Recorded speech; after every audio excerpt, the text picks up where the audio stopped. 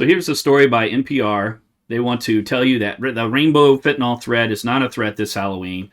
Experts are saying no despite the FDA warning. Well, I'm going to tell you that despite any of this NPR telling you it's not anything to worry about, I'll start by showing you this. Last year in Oregon, 11 young people under 18 died from fentanyl. That's more than double the number of deaths from 2020. And we see that it doesn't matter if it's being marketed to kids or not, whether experts say that it's being marketed to kids or not. The fact of the matter is that fentanyl is a major problem. Overdose is the leading cause of death for 18 to 45-year-olds, with nearly 70% of those overdoses being from fentanyl. More than COVID-19, more than suicides, more than car accidents, and the latest stats that are available from a couple of years ago were 50% higher than the year before that. So, opioids are everywhere. They're very common painkillers. You might recognize prescription names like Oxy, Oxycodone, OxyContin, Percocets, Vicodin, and of course fentanyl, which is a synthetic opioid. Morphine, Dilaudid. There's a whole bunch of drug names out there that involve opioids, which are painkillers and depressants that a person might need after surgery. And then, of course, heroin is the street version. It's derived from a poppy plant. It's not synthetic. It's not made in a lab. To identify these kind of things, it's heroin comes in a white powder form or a brown powder, or it can be a black tarry substance known as tar heroin. Tar heroin is sticky black, sticky brown.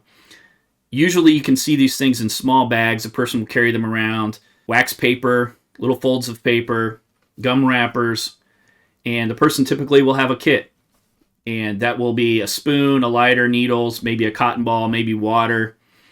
They'll have something to tie off their arm, whether that's rubber tubing or handkerchief or something along those lines. You might even find a pipe. A person might smoke tar heroin in a pipe. So fentanyl is being added to all these drugs. Not only heroin, but other drugs out there are being tainted with it. And understand that when a person gets addicted to opioids, it's typically from a prescription. More than 80% of people addicted to heroin started with a prescription. And pills are dangerous. They're abused. They can be crushed and snorted, mixed with water and injected. And signs to look for, a bunch of small bags. Your kid having a whole bunch of little small bags or wraps of paper. You need to keep an eye out for signs of this. You owe it to your kids to talk to them and keep an eye on them. Kids will experiment, but you should educate them on the risks. About all drugs. Marijuana is considered safe and all this other stuff, but marijuana is being tainted more and more all the time. While it's generally safe for adults where there's no addiction or nasty side effects, they found that marijuana is very devastating to a child's development all the way up until the age of about 25. So anyone under 25 smoking marijuana is damaging themselves anyway. It's very easy for these things. You build up a tolerance to certain drugs and you take more and more and more. And then all of a sudden you get fentanyl in it. That's 50 to 80 times more potent. And that can easily lead to an overdose. Most drugs are cut multiple times. They have other things added to them. Baby powder, talc, aspirin. And then they add fentanyl. They don't care. This leaves it very easily tainted and you don't know the dosage you're getting.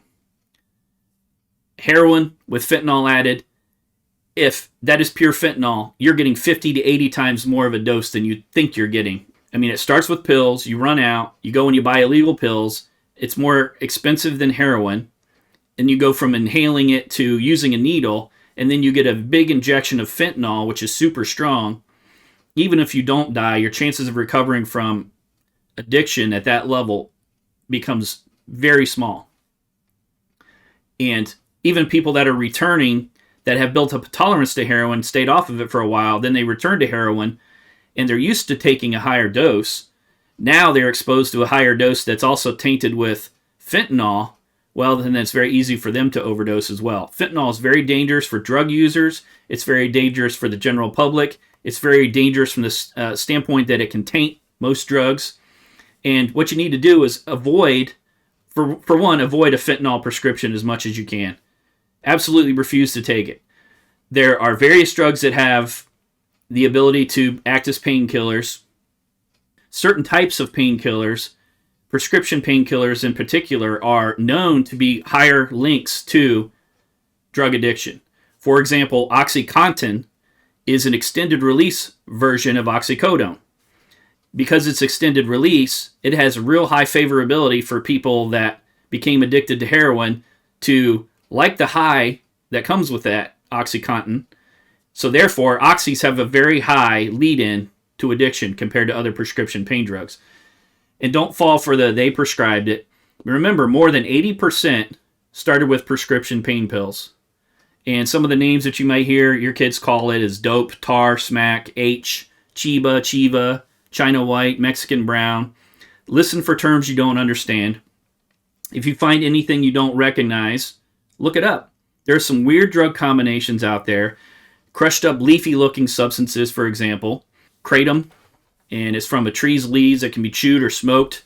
It's a form of opioid that causes liver damage. Even prescribed, these things must be monitored carefully. There are tests now that a doctor can perform to know more of the effects of meds on your children, and they can alternate between different drugs to be much more effective and less addicting. And then there's treatments. Naloxone 𝓟𝓛𝓔 is the brand name. It can be used to save someone's life. It's a nasal spray form. Opioids are a downer. People die from their lungs stopping and respiratory depression. It lowers the heart rate and the blood isn't pumping. The lungs aren't getting as much oxygen in there, and you get anoxic brain damage, the brain death from lack of oxygen. This is what 𝓟𝓛𝓔 died from, and all the reports were that she had smoke inhalation, but she also had cocaine and fentanyl in her system, which depresses her breathing, and she very easily could have died by getting tainted cocaine, tainted with fentanyl. And cocaine and fentanyl, two very bad drugs to mix. And so, without a full autopsy and all that other stuff, she's already been cremated. We'll never know how 𝓟𝓛𝓔 died. It's important to know other people have died that you may not have realized have died from fentanyl. Prince, for example. Narcan is being carried by a lot of departments, a lot of EMTs, fire departments, police officers carrying it for someone to save their life when they are ODing on opioids. But many departments are not carrying it because it is particularly expensive. A lot of people have been revived dozens of times, and it's not uncommon for that to be very expensive just to revive one person because you're using so many doses of it over and over to just get them back. And if you have concerns and you have opioid problems in your household, it wouldn't be unwise to carry a Narcan kit so that you could revive someone that had an overdose. You got to be careful mixing other drugs, mixing benzos, alcohol, stimulants with opioids. Very dangerous. There are test strips available for you to test your drugs to see. But let's talk about rainbow fentanyl, which can look like sweet tarts due to its color. Made in a lab, usually in China, comes through the southern border. I mean, it's important to know that we have less than 20,000 Border Patrol agents watching the entirety of the border, dealing with all the checkpoints. We just hired 87,000 IRS agents, but we have less than 20,000 at the border. Yeah, this should upset every single United States citizen. When you see that drug traffickers are now advertising to children, that they're going after the children to try to get the children addicted to all of these very, very dangerous drugs, and if it doesn't addict them, it's going to ultimately kill them. And to see that the president is not doing anything, not putting any programs or operations into place to stop all of this that's coming through. Now, these pills were seized at a port of entry. These ports of entry are very secure locations. You can go through every single vehicle with a fine-tooth comb.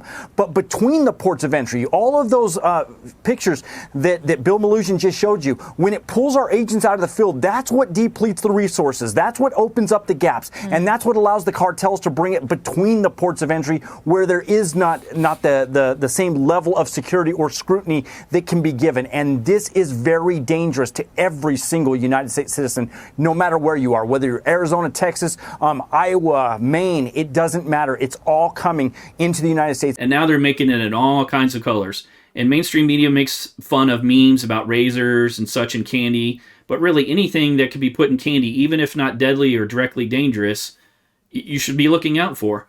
We live in a world where people try to spread diseases to others on purpose, and it's still a good idea to check all the candy for your kids. Dump it out on the table and check each piece.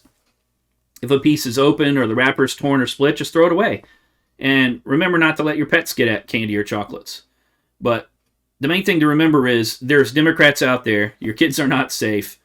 It only takes a few minutes of your time. Be safe.